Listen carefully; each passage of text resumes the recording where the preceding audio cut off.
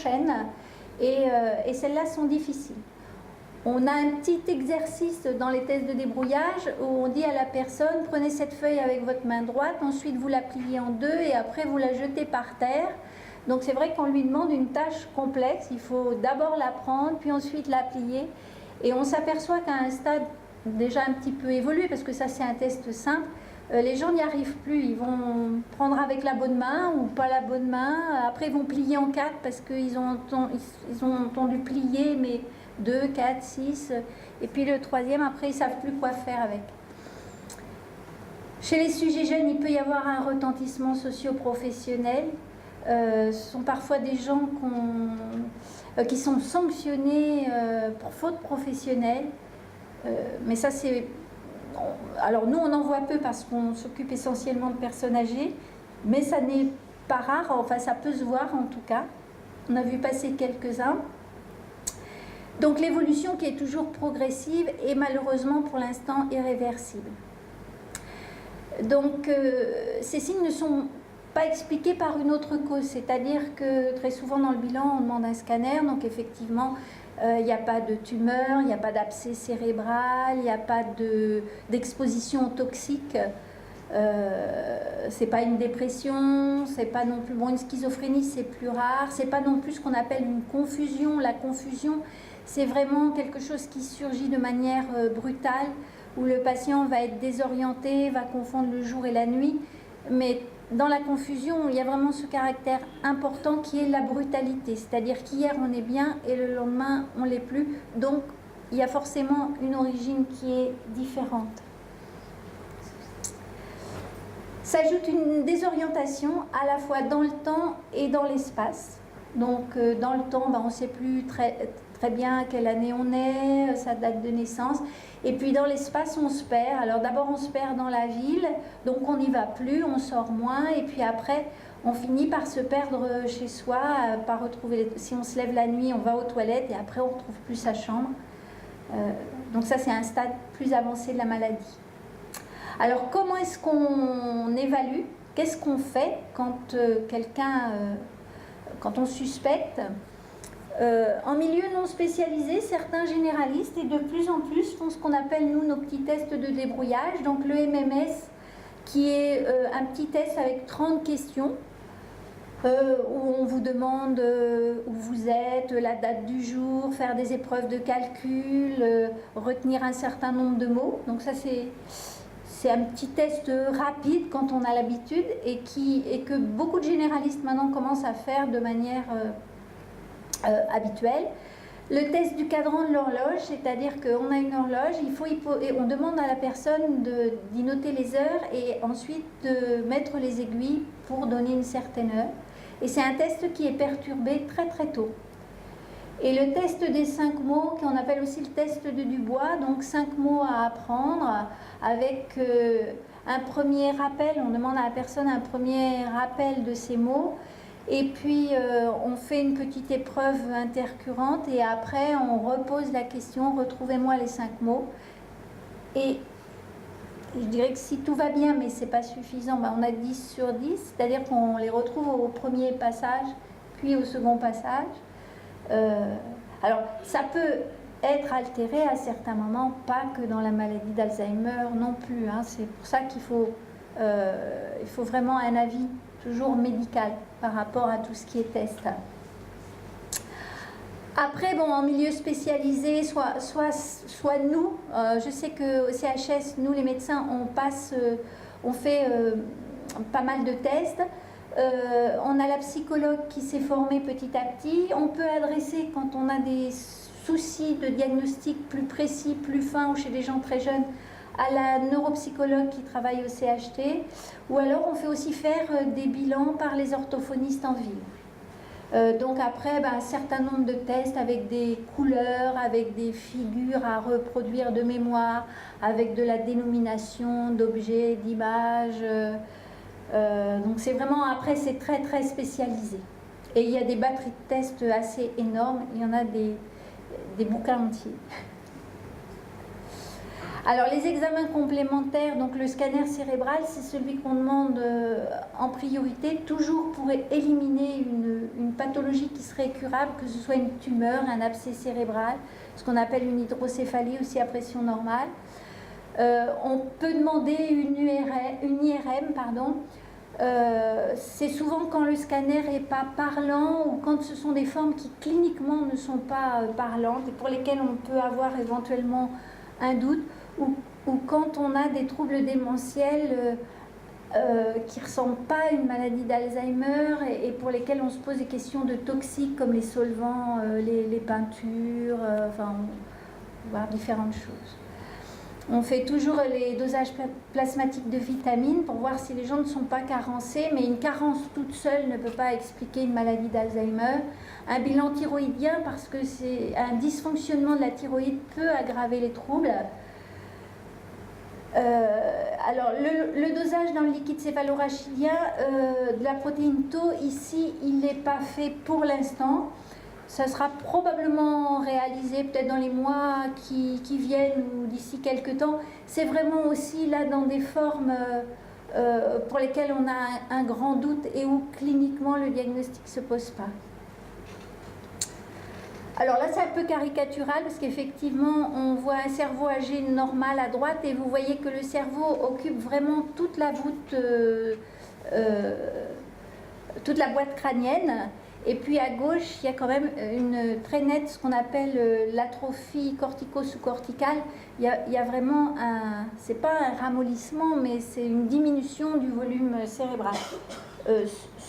Celui-là, il est très très marqué, c'est quand même pas ce qu'on voit quotidiennement. C'est beaucoup moins net.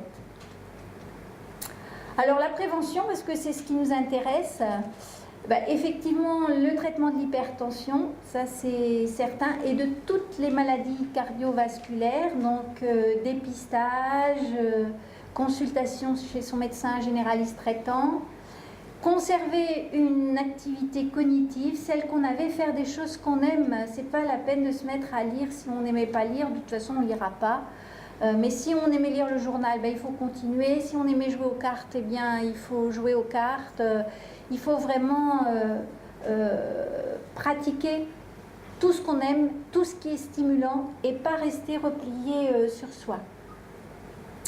L'exercice physique, mais pour plein de raisons, parce que quand on a l'exercice physique, souvent on est moins hypertendu. Le diabète, si vous faites une marche régulière, il diminue, vous avez besoin de moins de médicaments. Donc on sait aussi que la sédentarité est potentiellement un facteur de risque de maladie d'Alzheimer. Donc garder une activité régulière, je dirais ça c'est important, régulière toute sa vie.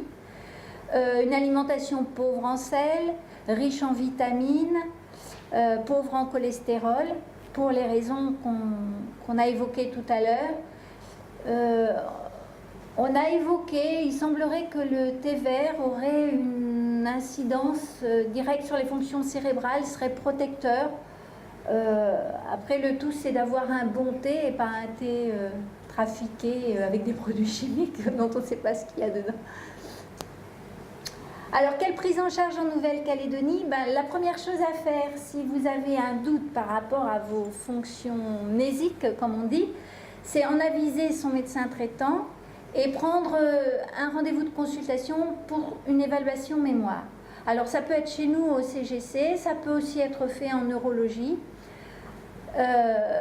Donc, cette consultation, souvent, elle débouche sur le bilan biologique dont on a parlé tout à l'heure, sur un scanner et sur une deuxième consultation si jamais on a un doute avec ce qu'on appelle un bilan psychométrique, c'est-à-dire des tests un petit peu plus poussés.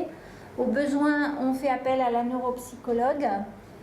Et pour les familles qui sont un peu en détresse ou les personnes qui sont seules et dont on sent que l'avenir risque d'être un petit peu compliqué, nous on fait toujours une évaluation sociale avec l'assistante sociale parce qu'il faut savoir quelles sont les aides, de quoi les gens vont avoir besoin par la suite. Donc ces consultations mémoire, en fait, elles peuvent déboucher sur différentes prises en charge. Donc Notre psychologue, avec un des médecins de l'hôpital, anime des ateliers mémoire, ce qu'on appelle mémoire, et des ateliers réminiscence. Réminiscence, c'est les souvenirs du passé. On travaille sur comment c'était avant, l'école, le mariage, enfin, tout ce qui se passait à l'époque de la personne pour essayer au moins de mobiliser ce qui lui reste de capacité de mémoire. Parce que si elle oublie ce qui est récent, en fait, les souvenirs anciens souvent sont encore présents, et travailler sur les souvenirs anciens, ça fait un peu boule de neige, et on arrive à tout travailler, à retravailler les saisons, à travailler les couleurs, à travailler le temps. Enfin, c'est hyper intéressant. On a des groupes de soutien aux familles. Pour expliquer la maladie, en général c'est sur 10 séances, expliquer la maladie, comment ça va évoluer un petit peu. Le but des groupes familles, c'est que les gens arrivent entre eux, puisque ce sont tous des conjoints ou des parents de personnes atteintes, arrivent à trouver entre elles des solutions, en fait. C'est pas nous qui les donnons, c'est les gens qui les trouvent. Il y a souvent beaucoup de ressources. La psychologue fait aussi des psychothérapies de soutien. Alors ça peut être à la personne, parce que l'annonce de la maladie, c'est pas toujours facile, ou des groupes de soutien aux familles. Après, il y a une information sur les aides possibles, sur ce qui existe en matière d'accueil de jour, d'aide à domicile, de portage de repas, de transport, enfin tout ce qui va être utile au quotidien. Nous, on propose pour les patients qu'on suit ce qu'on appelle de l'hébergement temporaire programmé, parce qu'on a des familles qui accueillent au quotidien leurs proches, et donc on essaye de leur permettre de souffler au moins une fois par an. Donc ça va de 1 semaine à 1 mois. Le maximum c'est 1 mois, parce que sinon on ne peut pas répondre, on ne peut pas accueillir tout le monde. Il peut y avoir des situations de crise où on est obligé d'hospitaliser, donc sur l'unité Alzheimer. Et puis après, on aide aussi à l'entrée en institution, parce qu'il y a un long parcours qui peut se faire à domicile, mais il y a un moment où c'est vraiment très difficile de vivre avec un conjoint ou un parent Alzheimer, et où il vaut mieux que la personne soit en institution, soit dans un endroit qui va la prendre en charge. Il vaut mieux pouvoir passer la voir et passer 1 heure avec elle en étant calme, que d'être complètement à bout à la maison et ne pas arriver à s'en sortir et se laisser glisser dans quelque chose qui est assez terrible pour celui qui aide, qui peut même amener au décès du conjoint. Ça n'est pas fréquent, mais ça n'est pas si rare que ça. Donc les consultations, elles sont réalisées donc avec l'assistante sociale. Donc on en fait ici sur Nouméa au CGC, donc au CHS. Moi j'en fais à la fois. Mon collègue Monsieur Carissimo l'en fait à Bourail, il en fait à l'île des Pins. Koné Koumak et Poindimier, c'est Valérie Albert Dunet qui est un autre médecin qui s'en occupait jusque-là. Je pense que ça va recommencer. Et la province des îles, c'est un petit peu sur demande. On n'a rien mis en place pour l'instant de manière pérenne. Alors après, il y a un certain nombre, je vous ai fait une petite liste, il y a un certain nombre de films ou de livres qui parlent de la maladie d'Alzheimer. Il y a un film que moi j'aime bien qui s'appelle Iris, qui raconte la vie d'Iris Murdoch, qui était un écrivain de renom et qui a eu cette maladie d'Alzheimer. Et donc ce film raconte sa vie et on voit comment un écrivain arrive aussi à perdre ses mots. Se souvenir des belles choses d'Abou Bretman, c'est quelqu'un qui oublie, mais c'est quelqu'un qui est jeune, et c'est un très joli film. N'oublie jamais, je ne l'ai pas vu. Loin d'elle, c'est plus sur l'entrée en institution. Cortex, c'est l'histoire d'un commissaire de police qui est dans une maison de retraite et qui mène son enquête avec ses petits bouts de papier parce qu'il oublie beaucoup. Et puis récemment, on a eu La Dame de Fer, qui est l'entrée dans la maladie et comment elle le vit, de Margaret Thatcher. Alors, dans les œuvres littéraires, il y en a nettement plus. Et en fait, il y a une quinzaine d'années, on n'en trouvait pas beaucoup. Mais maintenant, en fait, dans la littérature, il y a beaucoup d'ouvrages qui traitent de la maladie. Je ne suis pas sortie de ma nuit. Je crois qu'Annie Ernaux, c'est l'histoire de sa mère. Ton chapeau au vestiaire, c'est Nadine Trintignant, c'est son frère qu'on voit ici avec Brigitte Bardot, qui était un acteur extrêmement beau et qui a eu la maladie très très tôt. Et elle raconte la difficulté. Elle n'arrivait plus à aller le voir à l'hôpital tellement c'était difficile de voir son frère, de voir ce qu'il était devenu par rapport à l'image qu'elle en avait gardée. La cavale du géomètre, c'est très très drôle. C'est un monsieur qui part en cavale, il quitte sa maison de retraite et il fait plein de bêtises. Et les élégies pour Iris Murdoch était mariée au poète John Bailey, donc il a beaucoup écrit sur elle. Françoise Laborde, que vous connaissez, je crois qu'elle a été journaliste ici, qui a écrit sur sa mère, donc dans Pourquoi ma mère me rend folle, et Ma mère n'est pas un philodendron. Michel Fitoussi, c'est sa mère aussi. Les cœurs décousus, j'ai pas lu. Puzzle, c'est le journal d'une Alzheimer qui est jeune et qui raconte au quotidien les difficultés qu'elle rencontre. La mémoire de ma mère, d'Annie Girardot, dont tout le monde a entendu parler.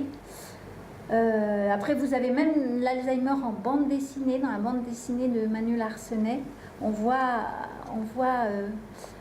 décrit une maladie d'Alzheimer, c'est la grand-mère. Et puis alors, de plus en plus, des ouvrages aussi pour les enfants. Et ça, c'est important parce que on a des enfants qui viennent voir leurs grands-parents, nous, sur l'unité Alzheimer. Et des fois, ils sont très surpris parce qu'en fait, à la maison, ils ne se sont pas rendus compte, comme ils rendaient visite à leurs grands-parents une fois de temps en temps. Dans le quotidien, ça n'était pas si flagrant que ça. Le fait de venir les voir à l'unité Alzheimer, il n'y a pas qu'un malade, il y en a plusieurs. Et donc, ils sont confrontés à la maladie. Alors, en général, ça ne pose pas de problème aux enfants, beaucoup moins qu'aux adultes.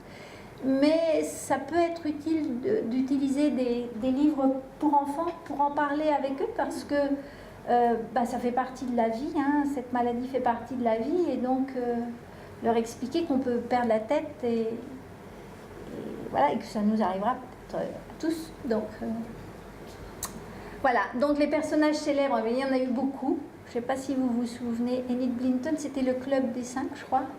Hein, Bob Denard, Rita Hayworth, dont on a beaucoup parlé parce qu'on s'est demandé si c'était pas l'alcool qu'elle buvait qui l'avait rendue malade, mais pas du tout. Catherine Hepburn, Colombo, Peter Falk, Annie Girardot bien sûr. Et donc, et plus récemment, moi c'est vrai que quand je vois notre ancien président, je me pose des questions parce qu'il a le regard perdu des gens qui oublient. Ils ont un regard très très particulier et j'ai l'impression quand même qu'il oublie pas mal. Voilà, alors ça date un petit peu. Il faudrait que je le remette un petit peu au goût du jour. Mais c'est vrai que pour la maladie d'Alzheimer, je pense qu'on a besoin de nos politiques pour nous aider à y faire face et en tout cas à les prendre en charge. Voilà, je vous remercie.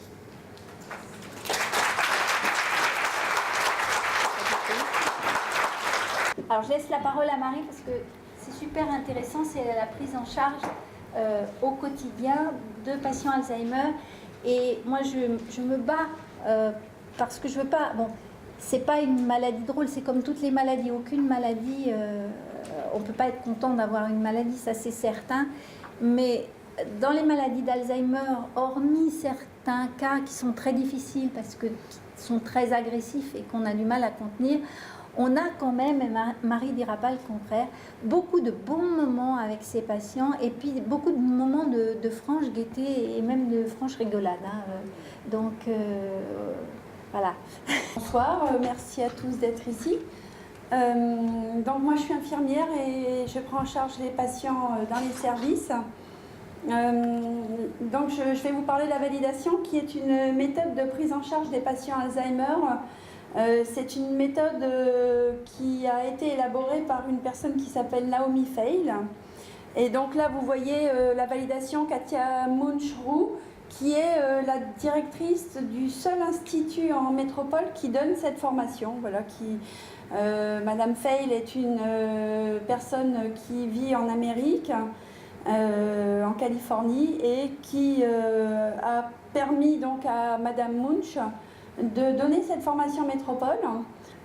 Donc voilà, ça c'est écrit par Marie Balmary, je vous laisse lire. Donc cette phrase en fait résume en gros la méthode de la validation de Naomi Feil. Quelqu'un qui veut vous parler, qui vient, qui revient, un jour il ressent la parole qu'il vous adresse comme sienne parce que vous l'écoutez d'une certaine façon et que vous l'accueillez lui. En fait c'est une façon d'appréhender ces gens-là, c'est une approche qui est tout à fait particulière vers ces personnes qui sont tout à fait particulières. Donc quelques réflexions. La relation, être en lien, accompagner, être avec, soutenir, aider. Est-ce que c'est soutenir ou pallier à? C'est un savoir-être plus souvent. Soigner, donc prendre soin, traiter ou guérir, ou juste prendre soin.